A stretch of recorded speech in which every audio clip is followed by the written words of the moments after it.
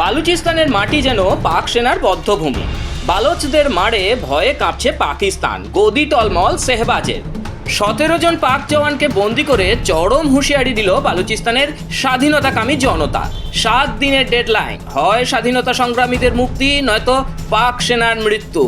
Operation হেরেফের আগুনে কি তবে পুড়ে ছাই হতে চলেছে পাকিস্তানের অখণ্ডতা? স্বাধীনতার দাবিতে রক্তক্ষয়ী আন্দোলনের ঝাঁজ আরও বাড়ালো বালুচিস্তান। নিজেদের মাটি থেকে পাক সেনাকে উপড়ে ফেলতে অপারেশন হেরফ শুরু করলো বালোচ লিবারেশন আর্মি ও অন্যান্য বিদ্রোহী গোষ্ঠীগুলি। সেই অভিযানেই এবার পাক সেনার 17 জওয়ানকে বন্দি করলো বালোচ বিদ্রোহীরা। বন্দি জওয়ানদের উদ্ধারের জন্য 7 দিনের চরম সীমা দেওয়া হয়েছে বালোচদের তরফ থেকে।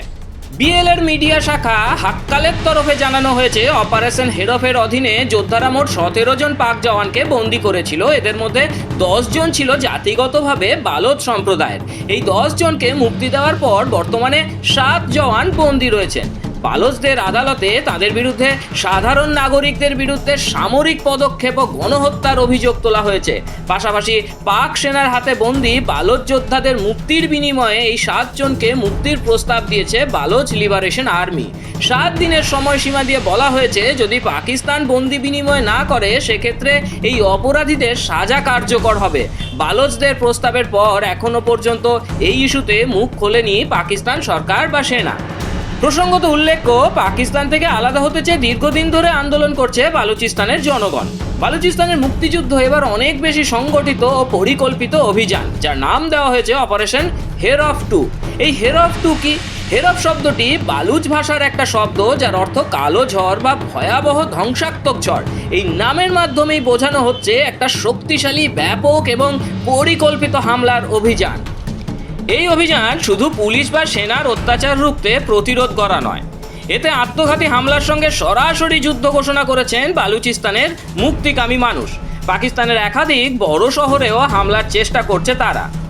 নারী ফিদাইন বাহিনীও তৈরি করেছে তারা। যে কোনো মূল্যে স্বাধীনতা চায় তারা। আইআইডি হামলায় পিছু হটছে পাকিস্তান। বালুচ স্বাধীনতা যোদ্ধারা জানিয়েছে 200 পাকিস্তানি সেনাকর্মীকে তারা হত্যা করেছে। অভিযানের সময় তাদের 18 জন যোদ্ধা নিহত হয়েছে, যার মধ্যে মাজিদ ব্রিগেডের 11 জন ফিদায় বা আত্মঘাতী বোমারু, ফতেহ স্কোয়াডের 4 জন যোদ্ধা এবং এসটিওএস ইউনিটের 3 জন যোদ্ধা ছিলেন।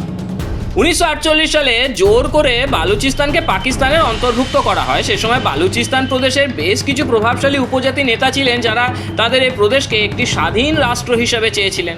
তবে তাদের সেই চাওয়া এবং দাবিকে কোনো মূল্যই দেয়নি পাকিস্তানের তৎকালীন রাজনৈতিক নেতারা। এরপর থেকেই পাকিস্তানের বিরুদ্ধে আন্দোলনে নামে তারা।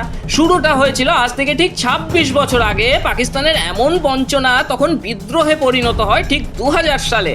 ওই বছরেই বালুচিস্তানের বিদ্রোহীরা তাদের নিকটবর্তী স্থানগুলির সেনা ঘাঁটিগুলিতে হামলা চালায়।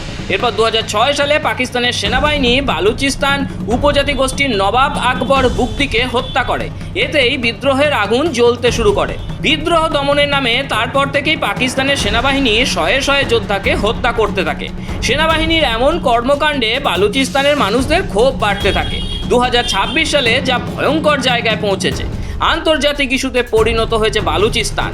প্রশ্ন একটাই, যে রাষ্ট্র নিজের জনগণের রক্ত চষে, তার পতন কি অবধারিত নয়? বালুচিস্তানের মাটিতে পাক সেনার এই কবরখোঁড়া কি তবে শুরু হয়ে গেল?